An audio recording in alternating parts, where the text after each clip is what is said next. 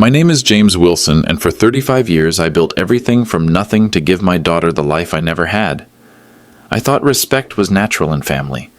But the night of the rehearsal dinner, in front of 80 guests, my daughter's fiancé looked straight into my eyes and said, "From now on, only important people are welcome." James, you understand what I mean, right? That room went silent. Everyone stared at me. Nobody said a word. That's when I realized sometimes the most powerful response is silence. 3 days later, they understood who I really was. But before I tell you what happened next, let me know where you're watching from and what time it is there. But this story starts with a promise I made 15 years ago. Margaret was dying, pancreatic cancer, stage 4. The doctors gave her 3 months. She lasted 2. Sarah was only 8 years old, still believing Mommy would come home from the hospital. I can still smell that antiseptic hospital air. Still feel how cold Margaret's hand was in mine during those final hours. She squeezed my fingers with what little strength she had left and whispered, "Promise me something, James.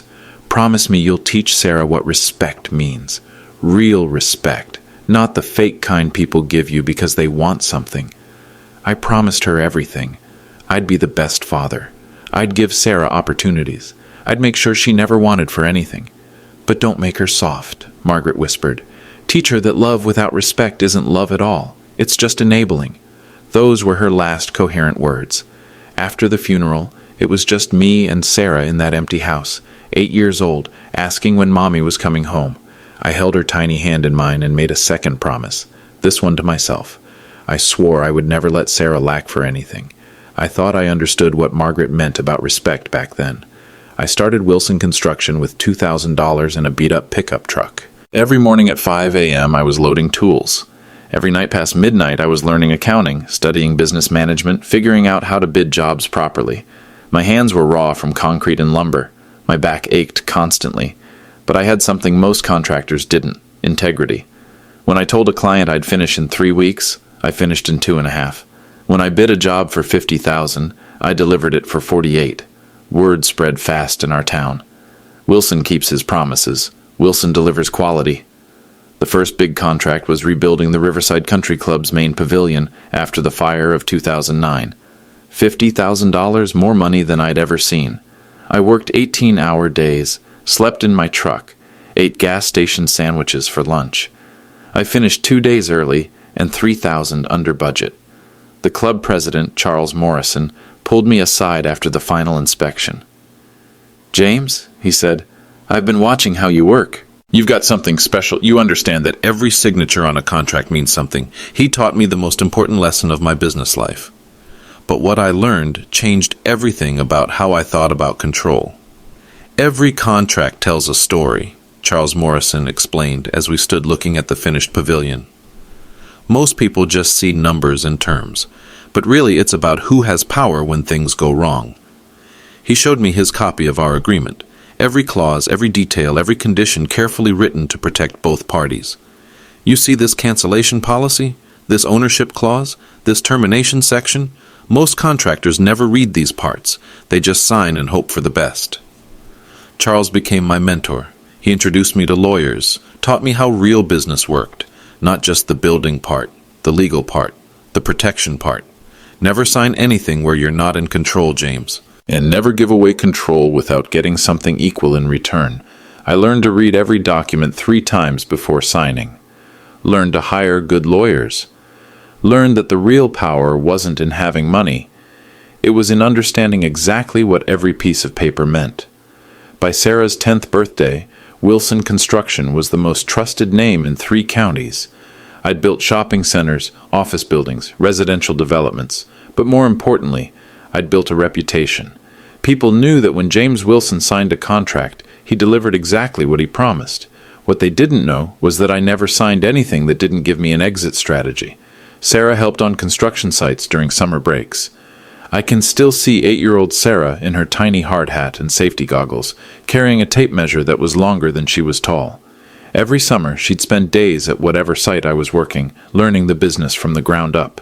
"Why do you always check the contracts twice, Daddy?" she asked one afternoon when she was 12. "Because respect starts with keeping your word," I told her. "When someone trusts you with their money, their dreams, their future, You honor that trust. But you also protect yourself. She understood. Sarah was always smart like that. We'd drive to job sites together in my truck, windows down, country music playing. She'd ask questions about everything. Why we used this type of nail, why we angled that beam, why certain contracts took longer to negotiate. Daddy, what happens if someone doesn't pay us? Well, sweetheart, that's why we have lawyers and contracts. Everything in business needs to be in writing. Those were the best years. Just me and Sarah, building something together, teaching her about hard work, about integrity, about the importance of treating people fairly but never letting them take advantage of you. I thought I was raising her right, teaching her Margaret's lessons about respect and boundaries. I thought I'd given her everything she needed to recognize good character in people. I was wrong about that part. The lawsuit that changed my perspective happened in 2015. A residential developer hired Wilson Construction to build 37 homes in a new subdivision. $6 million contract. The biggest job I'd ever landed. I was so excited about the money that I didn't read the fine print carefully enough. Halfway through construction, the developer ran out of funding, declared bankruptcy, left me holding contracts with subcontractors, outstanding bills for materials, and no way to get paid for work already completed. I almost lost everything. That's when I hired Patricia Webb, the best contract attorney in the state. She cost me $500 an hour, but she saved my business. James, Patricia explained as we sat in her office reviewing the failed contract, you're an excellent builder, but you're thinking like an employee, not like a business owner. Every single document you sign needs to be written assuming the other party will try to screw you over. She taught me about protective clauses, cancellation rights, payment schedules tied to specific milestones. Most importantly, she taught me about leverage. Never put yourself in a position where someone else controls your destiny, Patricia said. If you're going to take risks, make sure you're the one holding the keys to the exit door. From that day forward, every contract Wilson Construction signed was bulletproof. Every agreement included early termination clauses that protected me. Every paper I signed, I controlled. I never put my name on anything where I couldn't walk away with my dignity intact.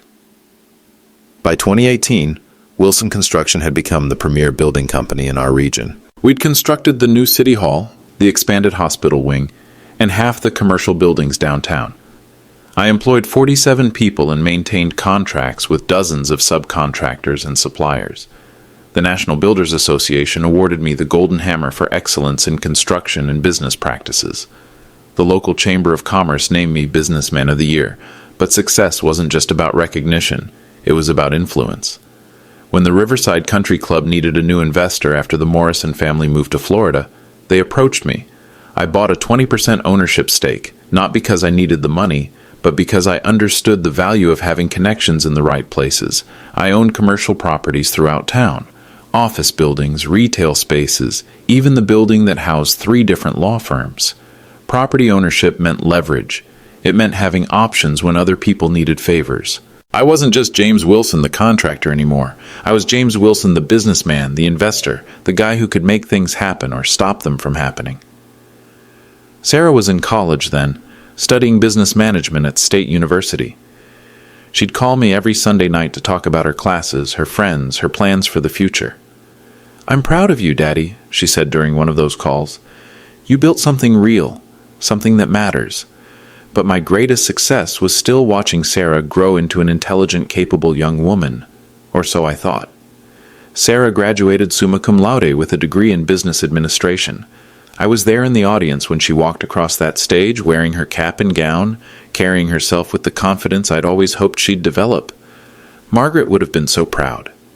That summer, Sarah worked at Wilson Construction as a project coordinator. She was good at it, really good. Had a natural understanding of scheduling, budgeting, client relations. Several of my longtime clients specifically requested to work with her on their projects. "She's got your integrity, but her mother's people skills," my foreman Danny told me. That's a rare combination. Sarah had her own apartment near campus, but she'd still come home for Sunday dinners. We'd sit at the kitchen table where Margaret used to serve meals, talking about business, about life, about her plans for the future. "I might want to take over the company someday," she told me one evening. "Continue what you built." "It's yours whenever you're ready," I said. Everything I built for you." She seemed to understand the responsibility that came with the Wilson name, the reputation we'd earned, the trust our clients placed in us. But during her senior year, Sarah started mentioning this guy she'd met. Bradley Mitchell. Law student, she said. Smart, ambitious, from a good family. "I think you'll like him, Daddy. He reminds me of you." That should have been a compliment. Instead, it turned out to be the biggest warning sign I missed. Sarah brought Bradley home for dinner on a rainy Thursday evening in March. I opened the door to find a tall, well-dressed young man with perfectly styled hair and a handshake that lasted exactly 3 seconds too long. The kind of handshake that's trying to prove something. "Mr. Wilson, such an honor to finally meet you," Bradley said, looking around our living room like he was appraising property. "Sarah's told me so much about your little construction business." Little construction business. That phrase stuck in my throat, but I smiled and invited him in. Over dinner, Bradley talked extensively about his internship at Hartwell, Morrison and Associates, one of the most prestigious law firms in the state.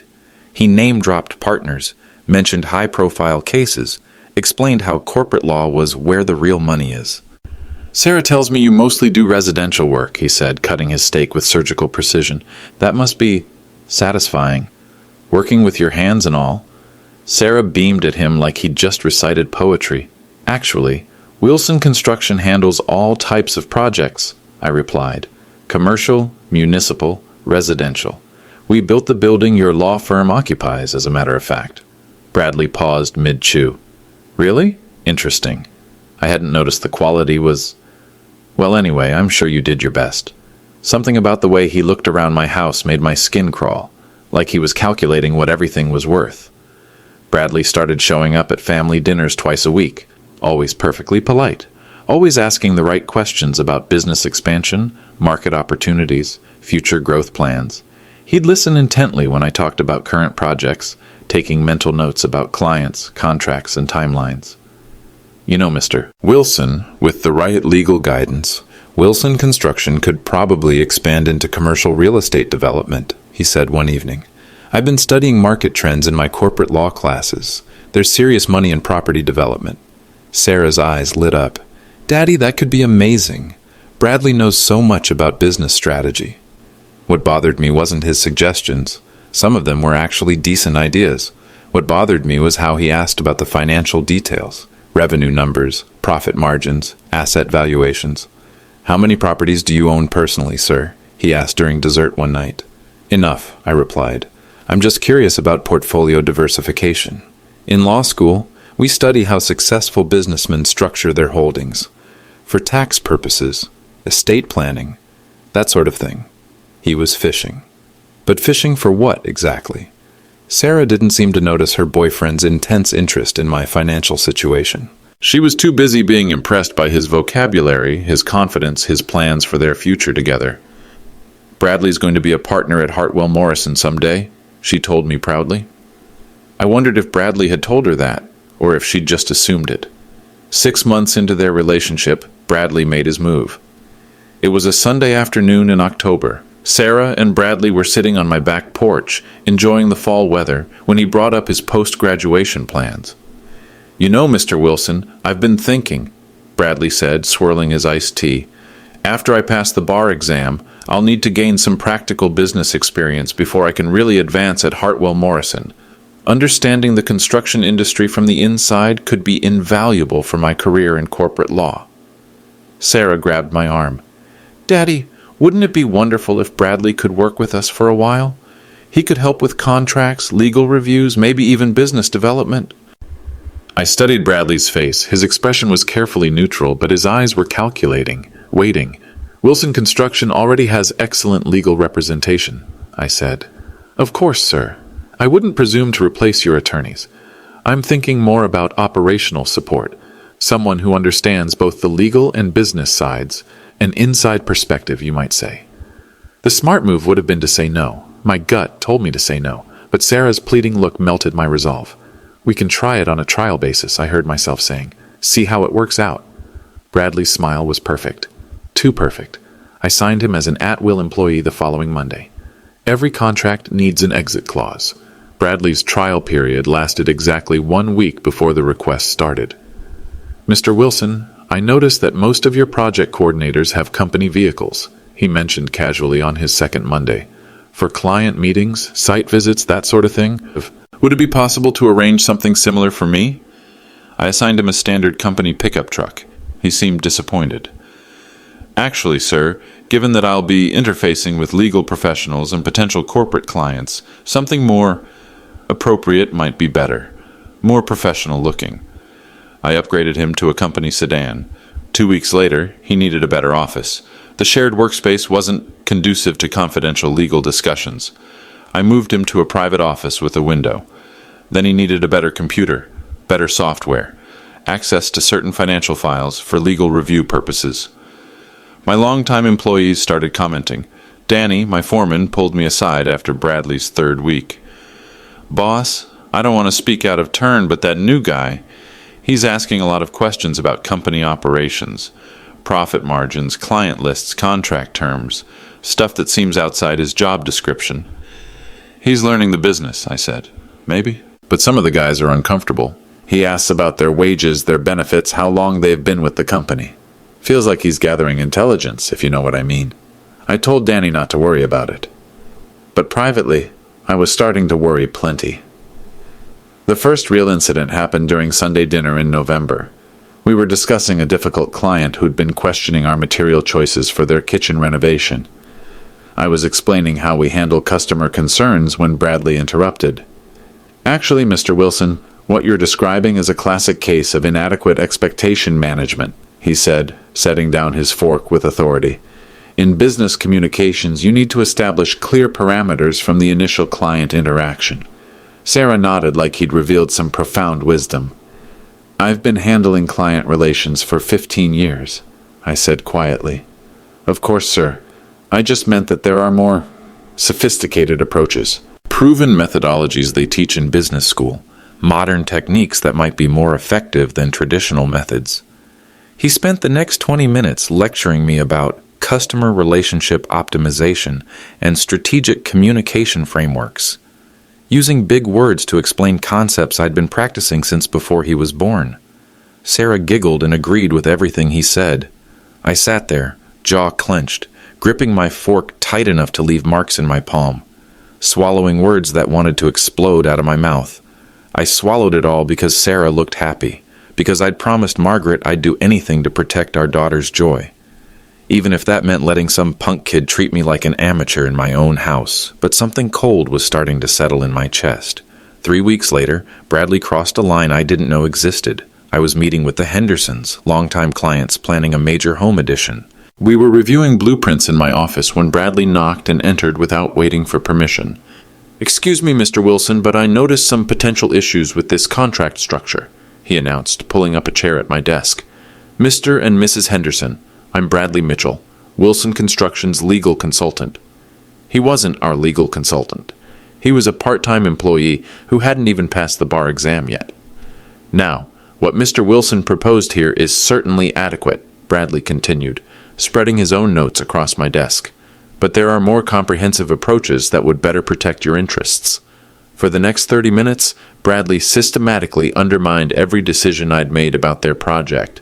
Material choices, timeline estimates, payment schedules, all delivered with a condescending smile and phrases like what Mr. Wilson probably meant to explain and a more professional approach would be.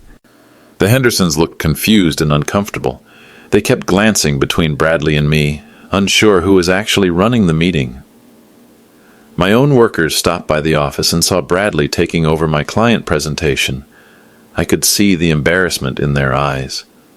Pity, even. My own employees were watching their boss get disrespected by some kid. Danny shook his head and walked away. I should have fired Bradley that afternoon. Instead, I told myself it was just inexperience, just youthful enthusiasm, because Sarah loved him. January brought Sarah's engagement announcement and Bradley's transformation into a wedding planner. "Daddy, we want something really special," Sarah explained as the three of us sat in my living room with brochures scattered across the coffee table. "Bradley has such sophisticated taste. He knows exactly what kind of celebration would be appropriate." Bradley's idea of appropriate involved the most expensive venue in 3 counties. The Riverside Country Club has an excellent reputation, he said, circling numbers on their pricing sheet. The kind of place that makes the right impression, shows people we're serious about our future. Riverside Country Club, where I was a 20% owner, where I'd helped rebuild the main pavilion. The Platinum package is really the only option that makes sense, Bradley continued. Premium catering, open bar, full orchestra, professional photography, imported flowers. We're looking at approximately $1.5 million for everything. $1.5 million. I stared at those numbers and felt something twist in my stomach. Bradley has such wonderful connections, Sarah gushed. His network from law school, family friends, business associates. This wedding is going to introduce us to so many important people. Important people. Bradley nodded seriously. It's an investment in our future, really.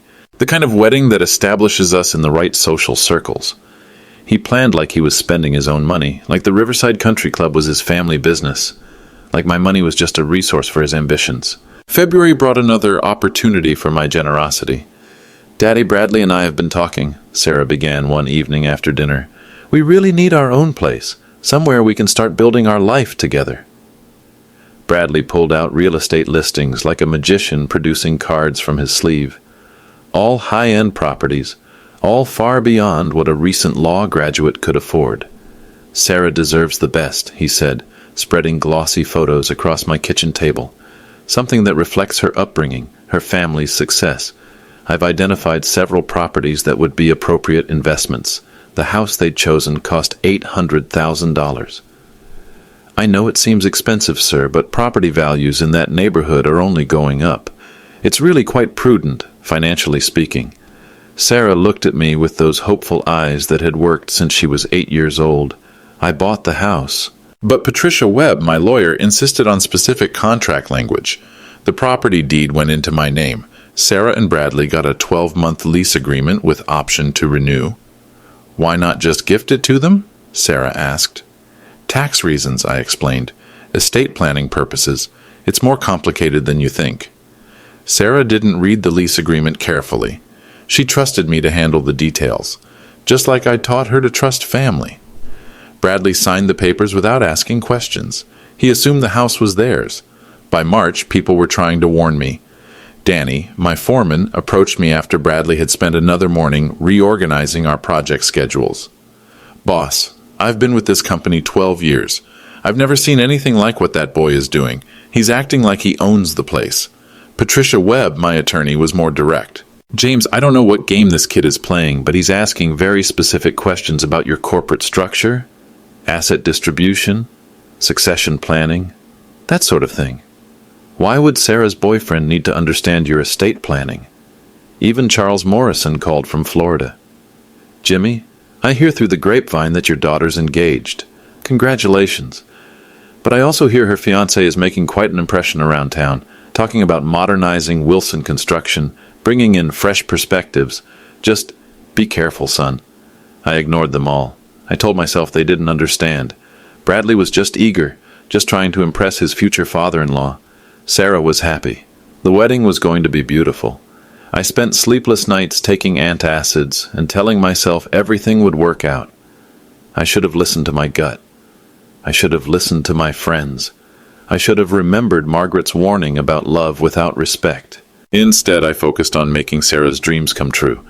Then came the rehearsal dinner. Friday night, May 15th. Riverside Country Club's private dining room. 80 guests representing both families, plus Bradley's extensive network of law school friends, business contacts, and social connections. Crystal glasses, white tablecloths, fresh flowers on every table. I wore my best suit, the charcoal gray one I'd bought for Sarah's college graduation. Spent an hour that afternoon practicing the father of the bride toast I'd written by hand on index cards. I wanted to tell everyone how proud I was, how Sarah had grown into the kind of woman her mother would have loved, how excited I was to welcome Bradley into our family. The room buzzed with conversation and laughter. Bradley worked the crowd like a politician, introducing people, making connections, playing host at a party I was paying for. Sarah looked radiant in her rehearsal dress, the same shade of blue Margaret had worn to our own engagement party 28 years earlier. "Daddy, isn't this perfect?" she whispered as we stood near the bar. "Everything Bradley planned is just beautiful."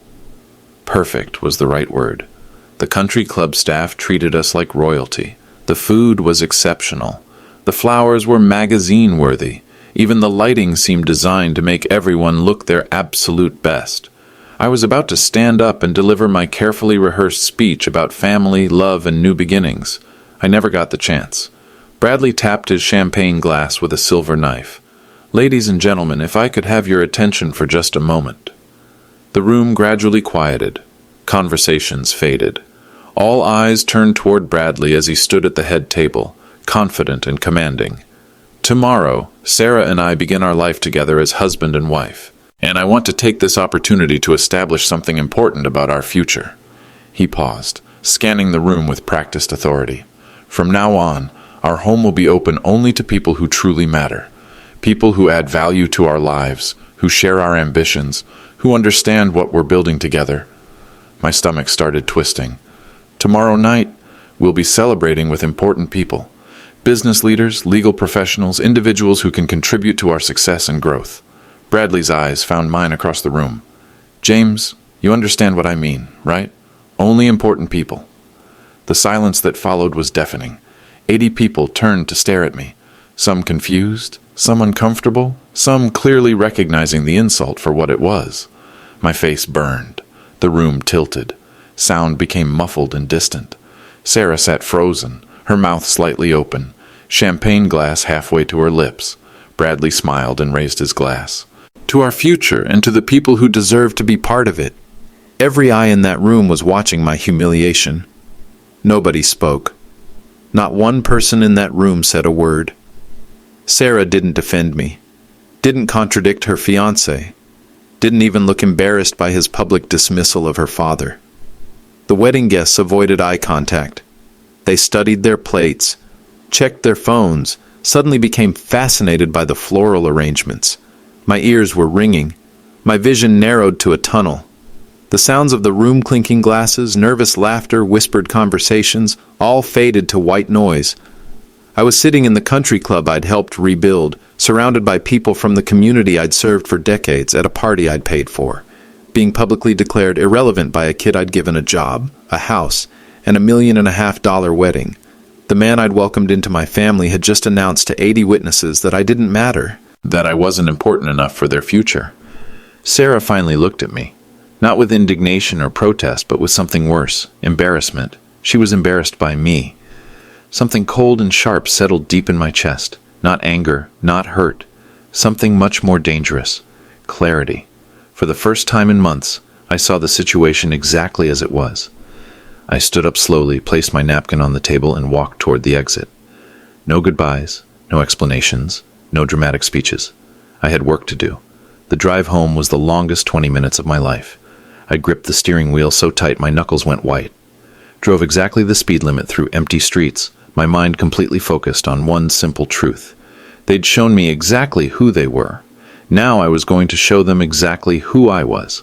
At home, I sat in my truck in the driveway for 10 minutes, listening to the engine tick as it cooled. Looking at the house Margaret and I had bought 30 years ago. The house where I'd raised Sarah. The house where I'd built Sunday dinners and Christmas mornings and homework sessions at the kitchen table. The house where I'd taught my daughter about respect, integrity, and the importance of treating people with dignity. Apparently, those lessons hadn't taken. My phone buzzed with text messages. Sarah, probably. Maybe some of the guests wondering if I was okay. I turned the phone off without reading them. Inside, I walked straight to my home office and turned on the computer. The blue screen glow filled the dark room as I opened file after file, reviewing documents I'd signed, contracts I'd negotiated, agreements I'd structured. Patricia Webb had taught me well. Every paper I'd signed gave me options. Every contract included exit clauses. Every agreement protected my interests. It was time to use that protection. I worked through the night. Employment contracts, venue agreements, property leases, insurance policies, bank accounts, investment portfolios. 35 years of careful documentation spread across my desk in organized stacks. Every major decision I'd made, every significant transaction I'd completed, every relationship I'd formalized, all of it backed by legal paperwork that Patricia Webb had insisted on. The coffee grew cold in my mug as I calculated exactly how much leverage I possessed. Bradley's employment contract was straightforward at-will language. I could terminate his position immediately, for any reason or no reason at all, with standard 2-week severance. The Riverside Country Club partnership agreement included specific provisions about event cancellations. As a 20% owner, I had significant influence over facility usage, especially with less than 48 hours notice. The house lease that Sarah and Bradley were living in was a standard 12-month agreement with a 30-day termination clause for non-payment or violation of terms. But the most important document was one Bradley had never seen. My investment in the Riverside Country Club wasn't just 20% ownership. According to the updated partnership agreement I'd negotiated 6 months ago, I held controlling interest in any decision involving event cancellations, refunds, or facility disputes. I owned the venue where they were planning to get married. I owned the company where Bradley worked. I owned the house where they were living. 35 years of careful legal planning had given me complete control over their entire lives. The beauty of good paperwork is that it protects you when emotions run high. Dawn was breaking when I finished my review. Every document told the same story. I had been generous, but I had not been stupid. Bradley's employment contract contained standard language about company property, confidential information, and immediate termination procedures. His company car, his office equipment, his access to client files, all of it could be revoked within hours. The wedding venue contract was even more interesting. The Riverside Country Club's cancellation policy allowed for full contract termination up to 48 hours before the event, with forfeiture of all deposits but no additional penalties. 48 hours before the wedding was Saturday morning. It was currently Friday night. Sarah and Bradley's house lease included a clause I'd specifically requested. Any public disparagement of the property owner or his business interests constituted grounds for immediate eviction with 30-day notice. Bradley's rehearsal dinner speech, delivered in front of 80 witnesses, qualified as public disparagement. I had legal grounds to evict them immediately. But the most satisfying discovery was buried in the country club's partnership documents. As the largest individual investor, I had override authority on any cancellation decision. Even if the club's management wanted to honor Bradley's contract, I could force them to cancel. I didn't just have leverage over Bradley's life. I had total control. Every gift I'd given, every opportunity I'd provided, every door I'd opened, all of it could be closed with a few phone calls and some signed paperwork. Everything had an exit clause. I'd built those clauses myself. The sun was fully up when I finally leaned back in my chair. Margaret's photograph sat on my desk, the same picture I'd kept there for 15 years. Her smile reminded me of the promise I'd made in that hospital room, to protect Sarah, to give her everything, to be the father she needed. But Margaret had also warned me about something else. Love without respect isn't love at all. It's just enabling. For months, I'd enabled Bradley's disrespect because I thought I was protecting Sarah's happiness. I'd tolerated his condescension, his manipulation, his gradual takeover of my family's life because I couldn't bear to see my daughter disappointed. But last night, in front of 80 people, he'd made it clear that my love, my sacrifice, my 35 years of building something meaningful, none of it mattered to him. I wasn't important. I didn't deserve respect. I was just a resource to be used and discarded. Sarah's silence had been even worse than Bradley's words. Her embarrassment told me everything I needed to know about how she saw me now. Margaret would have understood what I was about to do. Love includes boundaries. Respect is earned, not demanded. And sometimes the most loving thing you can do is refuse to enable someone's worst behavior. I reached for my phone and started making calls. The first number I dialed was Wilson Construction's main office. It was time to teach some very important lessons about respect. Saturday morning, 8 a.m. sharp. I arrived at the Wilson Construction office before anyone else, including Bradley. Set up a meeting with Jenny from HR and had all the termination paperwork prepared before Bradley's usual 9:30 arrival. He walked in wearing his typical expensive suit, carrying coffee from the upscale cafe downtown, completely oblivious to what was waiting for him. "Good morning, Mr. Wilson," he said, settling into his office chair. "Big day tomorrow, right? I hope you're feeling better after last night. You left rather abruptly." "Bradley, I need you to come to the conference room for a moment." Jenny had all the documents ready. termination letter, final paycheck calculation, company property inventory, box for his personal belongings. I'm afraid we're ending your employment with Wilson Construction, effective immediately, I said, sliding the paperwork across the table. Bradley's confident expression cracked. I'm sorry, what? On what grounds? At-will employment. No grounds required. But the wedding is tomorrow. Sarah and I have commitments, financial obligations. Your final paycheck includes 2 weeks severance, as specified in your contract. Security will escort you out. Your company car keys, credit cards, and office access badge need to be surrendered immediately. Bradley's hands shook as he read the termination letter. You can't do this to me. Not now. Not like this. I can, and I am. 20 minutes later, Bradley Mitchell carried a cardboard box to the parking lot. He called my phone immediately. I didn't answer. 9:30 a.m. Time for the second phone call. Charles Morrison, please. This is James Wilson calling about the Riverside Country Club partnership matter. Charles was back in town for Sarah's wedding. As the former club president and my business mentor, he understood exactly what my call meant. Jimmy, please tell me you're not about to do what I think you're about to do. Bradley Mitchell's wedding reception is scheduled for tomorrow evening. I'm invoking the 48-hour cancellation clause. Silence on the other end of the line. Son, I know what happened at the rehearsal dinner. Word travels fast in this town. But are you sure about this? Sarah's your daughter. Sarah will learn from this experience. And Bradley? Bradley will learn that respect isn't optional. Charles sighed deeply. All right. I'll call the club manager immediately. The cancellation will be processed within the hour. All deposits are forfeited. No refund possible. Understood. Jimmy, what about the guests? The catering? The flowers? Not my problem anymore. I hung up and immediately called the florist, the photographer, and the catering company. As the person whose credit card was on file for all the vendor payments, I had authority to cancel everything. One by one, every element of Bradley's important people celebration disappeared. The dominoes kept falling exactly as I'd planned. 48 hours before the wedding had become 46 hours and counting. 11 a.m. Time for the final legal maneuver. Patricia Webb had prepared the eviction notice Friday night, after I'd called her at home to explain the situation. James, are you absolutely certain about this course of action? She'd asked.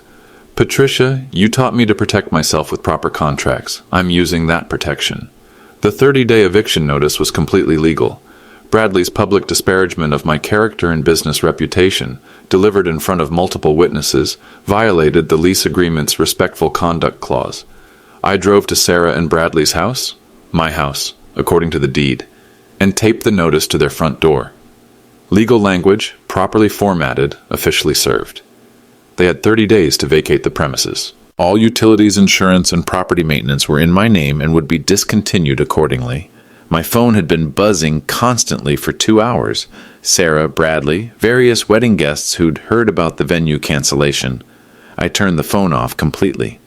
There would be time for conversations later, after they'd had opportunity to process the consequences of last night's disrespect.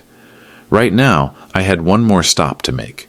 The bank, where all the wedding-related payments had originated from my personal accounts. Time to freeze every credit card and cancel every automatic payment associated with tomorrow's celebration.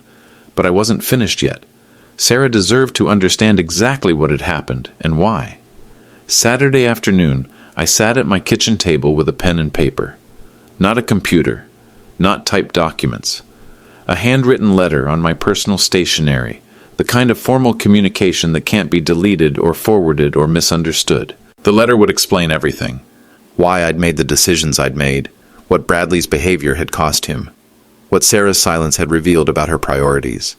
But more importantly, it would include something Bradley could never have anticipated: a deed transfer. Despite everything that had happened, despite the disrespect and manipulation and public humiliation, I was signing the house over to Sarah. Completely. No lease, no conditions, no strings attached. The house would be hers, legally and permanently. Because love includes boundaries, but it doesn't include cruelty. I wanted Sarah to understand that my actions weren't about money or control or revenge. They were about teaching the difference between love and enabling, between generosity and being taken advantage of. Bradley had confused my kindness for weakness. He'd mistaken my generosity for stupidity. He'd assumed that because I loved my daughter, I would tolerate any level of disrespect from anyone she chose to love. He was wrong about all of it. The sealed envelope sat on my kitchen counter, ready for delivery. Sarah deserved to know the truth about what kind of man she'd chosen to marry.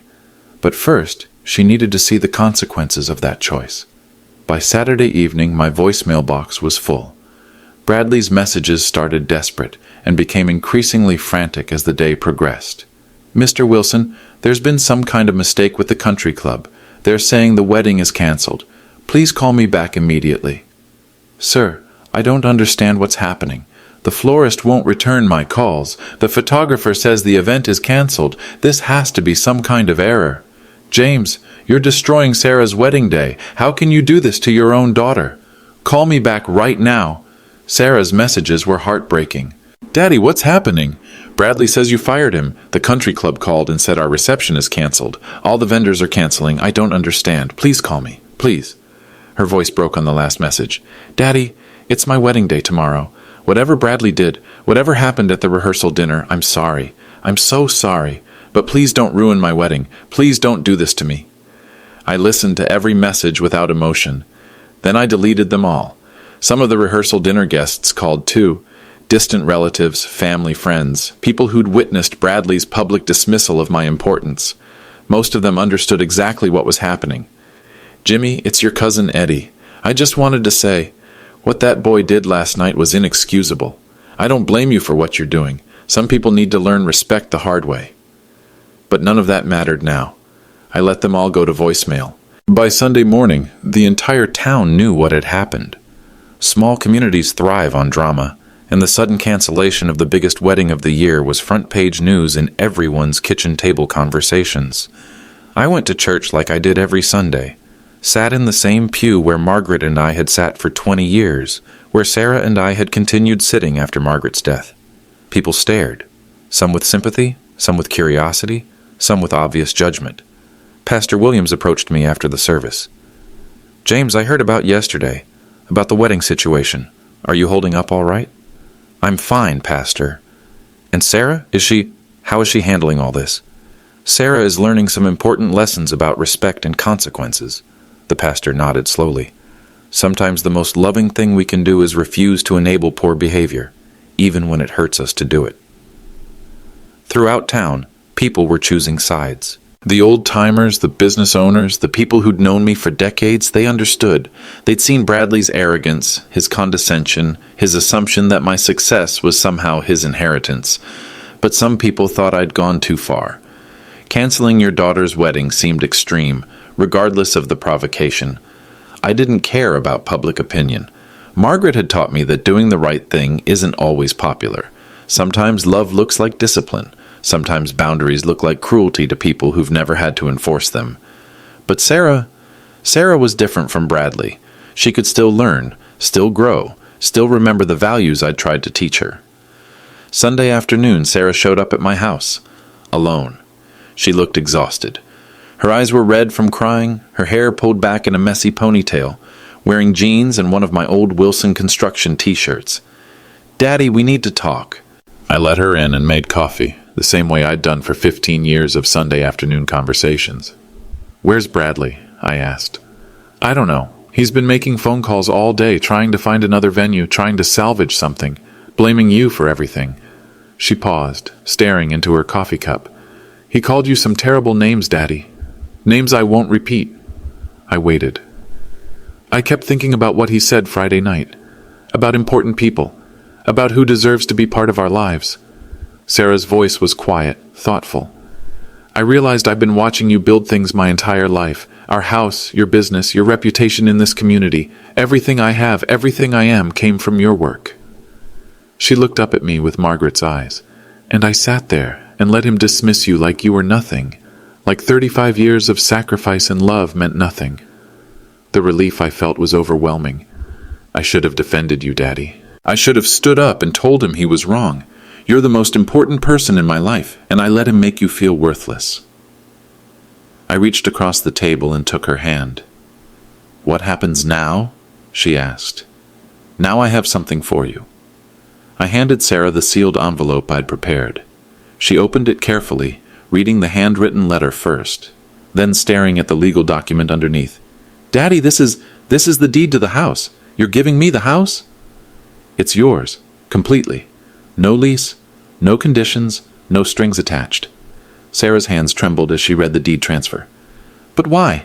After everything that happened, after I failed to defend you, after I let Bradley treat you like—" "Because love includes boundaries, sweetheart. What I did to Bradley was about teaching respect. What I'm doing for you is about demonstrating love," she cried then. Not the manipulative tears of someone trying to get their way, but the genuine grief of someone who understands they've made serious mistakes. "The letter explains everything," I said. "Why I made the decisions I made. What I hope you'll learn from this experience. What your mother would have wanted you to understand about respect and family, and the difference between love and enabling." Sarah read the letter twice, carefully absorbing every word. "Bradley is furious," she said finally. "He says you've ruined his reputation, destroyed his career prospects, humiliated him in front of everyone who matters to him." "Good. Daddy. Sarah, a man who truly loves you would never have spoken about your father the way Bradley did. A man worthy of your love would have defended our family, not dismissed it. I know that now." 6 months later, Sarah came back to work at Wilson Construction. Not as the boss's daughter looking for an easy job, but as someone who understood what the Wilson name meant in our community. What 35 years of integrity and hard work had built. She started in project coordination just like before, but this time, she paid attention to the details. The client relationships, the quality standards, the way we treated our employees and subcontractors. "I want to earn my place here," she told me. "I want to understand the business the way you do." Bradley left town 3 weeks after the canceled wedding. Couldn't find another job in our area. Word had spread about his character, his arrogance, his treatment of the man who'd given him everything. Last I heard, he was working for a mid-sized firm 2 states away, starting over with a damaged reputation and no family connections to smooth his path. Sarah never mentioned him. She'd learned the difference between love and infatuation, between respect and manipulation, between building something meaningful and taking advantage of other people's generosity. Margaret's photograph still sits on my desk, watching over our family business. Sometimes the greatest gift you can give someone is the word no. Sometimes love means setting boundaries that protect both people from the relationship's worst possibilities, and sometimes quiet justice is the most powerful response to public disrespect.